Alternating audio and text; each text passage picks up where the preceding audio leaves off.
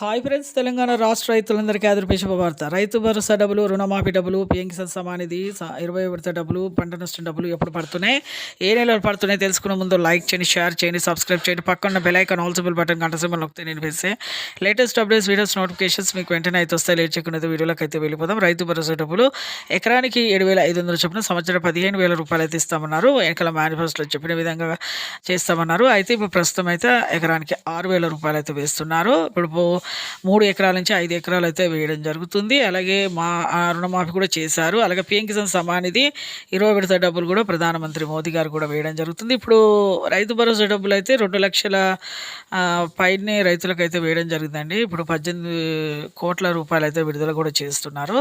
ఇప్పుడు ఈ సెలవుల కారణంగా మీకు నిన్న మొన్న పడలేదు, ఇప్పుడైతే పడుతున్నాయి ప్రతి ఒక్కరికి కూడా.